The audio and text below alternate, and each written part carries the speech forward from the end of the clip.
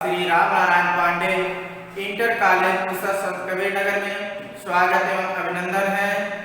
मैं आप लोगों को यूपी बोर्ड सिलेबस के अंतर्गत जो क्लास 11th और क्लास 12th दोनों में ग्रामर पोजीशन के अंतर्गत चैप्टर नंबर 2 में सिंथेसिस में आप लोगों के सामने लेक्चर नंबर 2 आप लोगों के सामने लेकर के आया हूँ।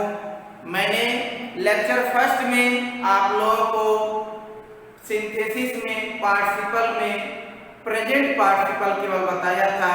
अब पार्टिसिपल के अंतर्गत दो पार्टिसिपल और होते हैं, एक आपका परफेक्ट पार्टिसिपल होता है और दूसरा पास्ट पार्टिसिपल होता है। ये दो पार्टिसिपल बचे हुए हैं, मैं इसको पढ़ाने जा रहा हूँ। इसके पहले मैं थोड़ा सा आप लोगों का रिवीजन कर दे रहा हूँ, आप लोग ध्यान से देखेंगे सुनेंगे। इसके पहले मैंने आप लोगों को प्रेजेंट पार्टिसिपल बताया था। प्रेजेंट पार्टिसिपल को कैसे बनाते हैं थोड़ा सा नियम हम आप लोगों को संक्षेप में बता दे रहे हैं। मैंने बताया था कि प्रेजेंट पार्टिसिपल में दोनों का सब्जेक्ट सेम होना चाहिए। फर्स्ट सेंटेंस का दूसरे सेंटेंस का दोनों का सब्जेक्ट सेम होना चाहिए। फाइनाइट वर्ब दोनों की अलग अलग होनी चाहिए और उसमें जो टाइम इंटरवल होता है, समय अंतराल एकदम 0 होना चाहिए, शून्य होना चाहिए। और ये वर्ब के फर्स्ट फॉर्म में जब हम आईएनजी लगा देते हैं तो हमारा प्रेजेंट पार्टिसिपल बन जाता है और उसका हिंदी अर्थ जब निकालते हैं तो करके या हुए शब्द आता है। इस तरह से मैंने आप लोगों को प्रेजेंट पार्टिसिपल बताया था। उसी में एक था कि अगर हमारा सेंटेंस वर्ब टू बी का आ जाता है तो उसकी जगह पर हम बी का प्रयोग कर देते थे और प्रेजेंट पार्टिसिपल हम उसी को बदलते थे जिस सेंटेंस में कार्य पहले होता था उसी को हम प्रेजेंट पार्टिसिपल में बदल देते थे। इस तरह से मैंने आप लोगों को प्रेजेंट पार्टिसिपल पढ़ाया था। अब मैं आप लोगों को perfect participle number 2 perfect participle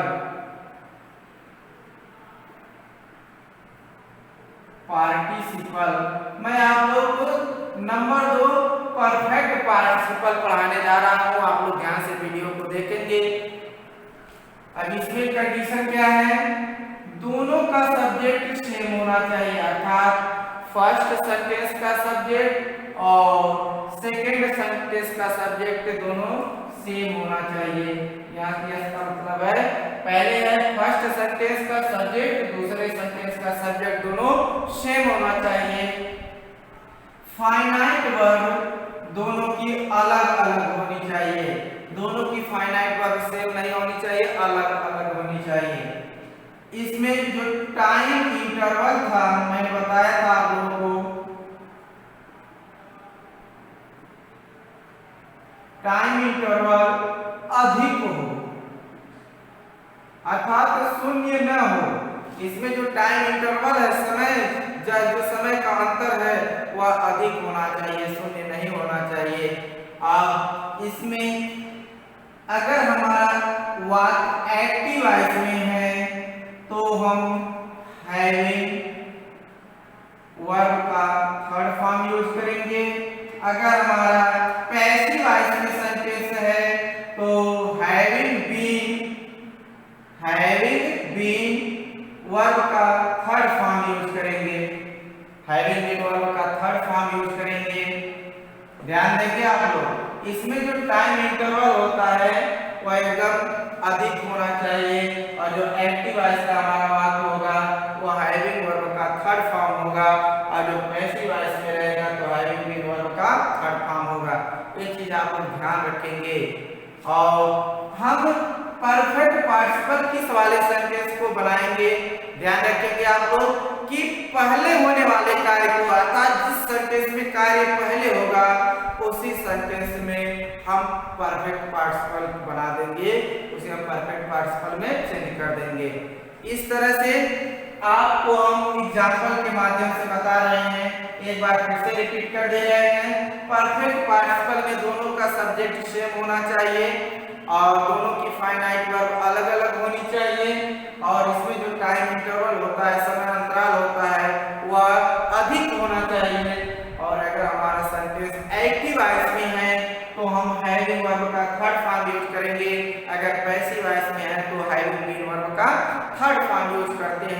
इस तरह से आपका परफेक्ट पार्टिसिपल बनाया जाता है। अब हम एग्जाम्पल के माध्यम से देखते हैं।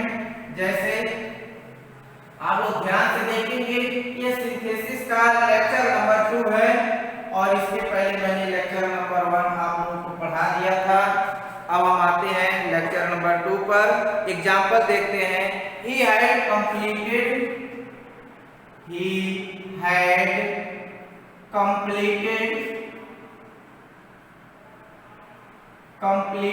his work,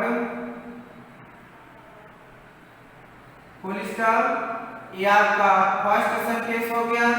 दूसरा सेंटेंस देखते हैं। He went to market, full stop. ये देखिए ध्यान से। अब मैंने जो कंडीशन बताया है, फर्स्ट कंडीशन क्या है कि यहाँ का सब्जेक्ट और यहाँ का सब्जेक्ट क्या होना चाहिए, सेम होना चाहिए, एक होना चाहिए। यहाँ की फाइनाइट वर्ब और यहाँ की फाइनाइट वर्ब दोनों अलग अलग होनी चाहिए। देखिए दोनों की अलग अलग है, इसमें समय अंतराल अधिक होना चाहिए। देखिए He had completed his work, वह अपना कार्य पूरा किया। He went to market, तब वह बाजार जा रहा है, अर्थात वह काम अपना पूरा करके उसमें समय का अंतर आ रहा है, काफी समय का अंतर आ रहा है, तब वह जा रहा है बाजार।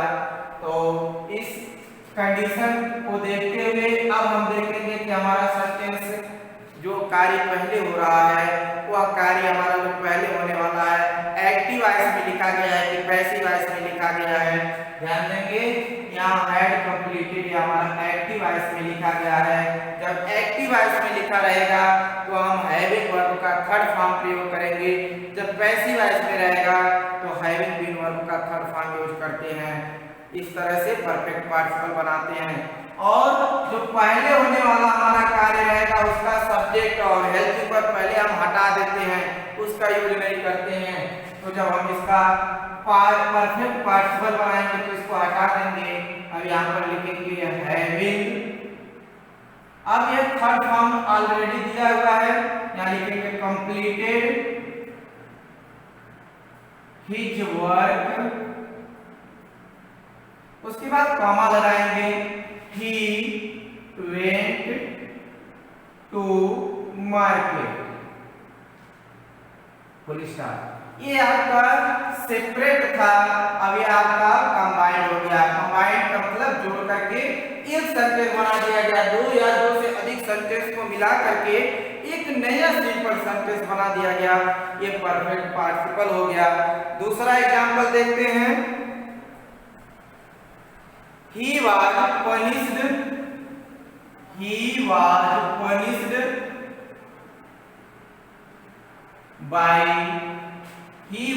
punished by his teacher, full stop. उसके बाद he felt sorry,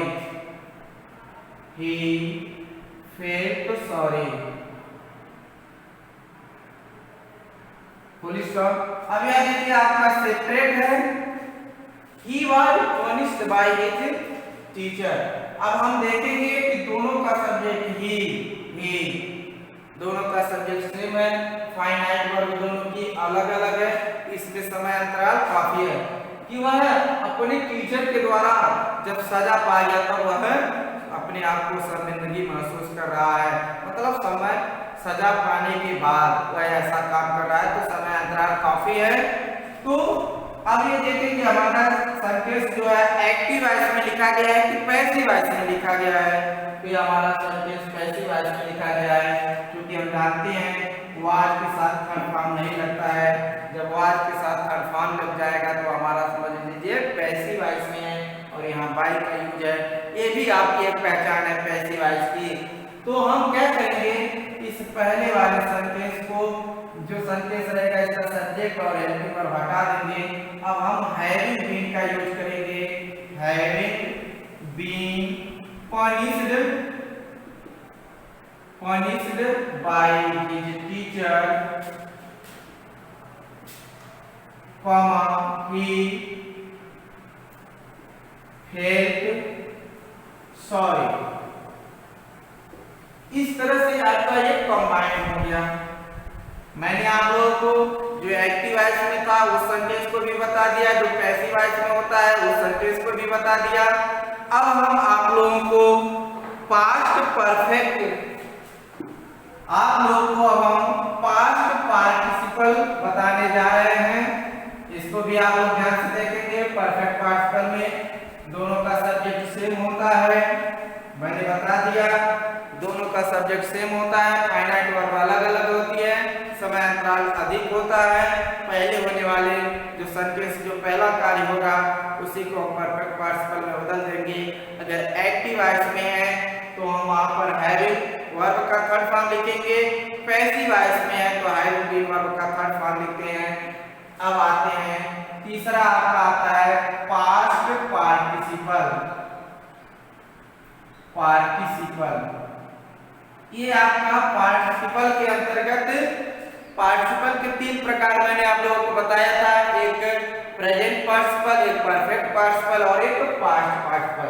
अब हम आते हैं पास्ट पार्टिसिपल। इसमें आप लोग ध्यान देंगे पास्ट पार्टिसिपल में हमेशा वर्ब का थर्ड फॉर्म यूज किया जाता है। पास्ट पार्टिसिपल में हमेशा वर्ब का थर्ड फॉर्म यूज किया जाता है और ये जो थर्ड फॉर्म यूज किया जाता है ये वर्ब का भी काम करता है और एडजेक्टिव का भी। वर्ब और एडजेक्टिव दोनों का काम करता है। पास्ट पार्टिसिपल में जो हम वर्ब का थर्ड फॉर्म यूज करते हैं वह आपका वर्ब का भी काम करता है और एडजेक्टिव का भी काम करता है। एडजेक्टिव आप लोगों को पता ही है, एडजेक्टिव वे शब्द होते हैं जो नाउन और प्रोनाउन दोनों की विशेषता को बताते हैं, वही एडजेक्टिव कहलाते हैं। और ध्यान देंगे इसमें फर्स्ट सेंटेंस का जो आपका फर्स्ट सेंटेंस का जो सब्जेक्ट ऑब्जेक्ट रहेगा वह दूसरे सेंटेंस में सब्जेक्ट के रूप में काम करता है। फर्स्ट सेंटेंस का जो ऑब्जेक्ट होता है वह दूसरे सेंटेंस का सब्जेक्ट के रूप में काम करता है।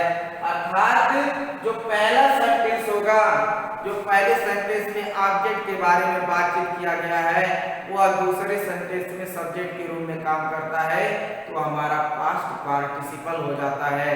इसे बनाने के लिए हम वर्ब का थर्ड फॉर्म यूज करते हैं और वही वर्ब का थर्ड फॉर्म हमारा वर्ब और एडजेक्टिव दोनों का काम करता है। अब हम आते हैं एग्जाम्पल के माध्यम से देखते हैं। इसका एग्जाम्पल देखेंगे, अभी समझ में आ जाएगा आप लोगों को।